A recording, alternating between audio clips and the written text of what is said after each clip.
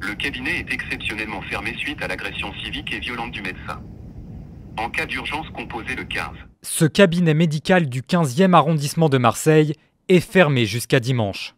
En cause, la violente agression d'une jeune médecin par 2 patientes, ici sur cette photo.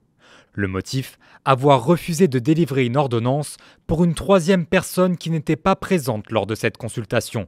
Une ultraviolence dénoncée par le directeur du cabinet médical.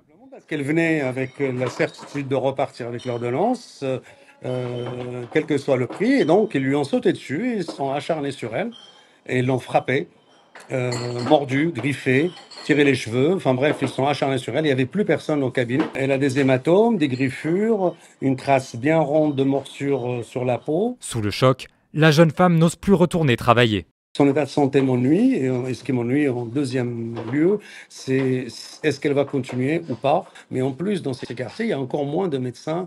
Il est très difficile de trouver un spécialiste. Le peu de généralistes qui étaient là, qui partent à la retraite, ne sont pas remplacés. La jeune médecin a porté plainte et s'est vue prescrire 4 jours d'ITT. Un rassemblement citoyen est prévu jeudi 22 août pour interpeller les autorités.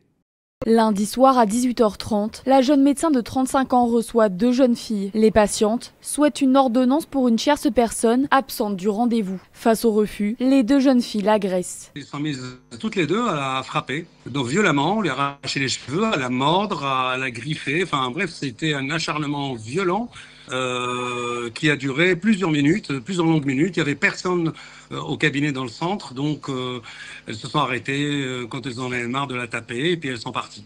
Aujourd'hui, elle est complètement traumatisée. Elle n'a pas repris ses consultations, le cabinet est fermé.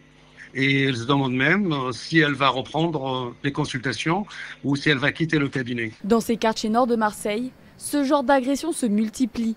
Et de plus en plus de médecins refusent de venir y travailler. C'est pas une surprise pour nous.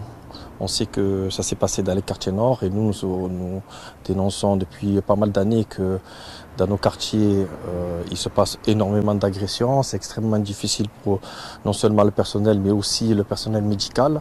Et là, on a encore la preuve concrète que dans nos quartiers, il faut absolument plus de sécurité, que les pouvoirs publics prennent à bras le corps ce sujet. Un rassemblement citoyen est organisé le jeudi 22 août à 18h devant le cabinet en soutien aux médecins. De toute façon, ils lui ont arraché les cheveux, coincé la tête entre les genoux, et mordu, griffé, frappé.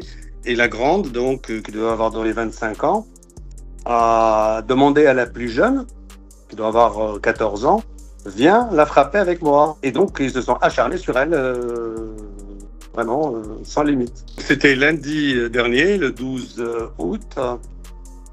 Ma collègue, donc, a assuré la consultation. Et en fin de journée, donc à 18h30, les 2 dernières personnes se présentent. On lui a réclamé une ordonnance pour une patiente qui est chez elle. Donc, on leur a expliqué que les ordonnances, mais il faut qu'elle connaisse la patiente, qu'elle l'examine. Et ça ne leur a pas plu. Pour elle était venue pour prendre l'ordonnance. Donc, le médecin, nous sommes des distributeurs d'ordonnances. Suite à cette agression, décision a été prise de fermer le cabinet par les médecins, un choix qui a déjà des conséquences concrètes sur les patients du secteur. C'est pas normal d'agresser un médecin qui est là pour nous soigner, justement pour nous aider, nous apporter de l'aide. Il n'y a pas beaucoup de médecins dans ce secteur. Moi, je suis pas d'ici, je suis venue quand même d'assez loin pour venir la voir et j'apprends ça. Moi, j'ai mon médecin traitant, elle est pas là, elle est absente et c'est le seul endroit où j'ai pu trouver une bonne médecin qui a décidé de me prendre en charge, qui me suit et qui fait en fait des efforts parce que je trouve que dans cette période, pendant ces temps-ci, c'est rare de trouver de bons médecins qui vous suivent sur le long terme, qui font leur maximum pour vous soigner. Et là, pour le coup, j'avais trouvé quelqu'un qui s'était intéressé à mon cas, qui a décidé de m'aider et là, je me retrouve seule. Les syndicats de la santé essaient de trouver des réponses à ces agressions courantes. Il faut un peu plus sécuriser le secteur, puisqu'on sait que nous sommes dans un secteur extrêmement précarisé, avec beaucoup de violence. Et il faudrait mettre plus de protection auprès des médecins libéraux et en même temps leur donner plus de valorisation. Une manifestation organisée par les médecins est prévue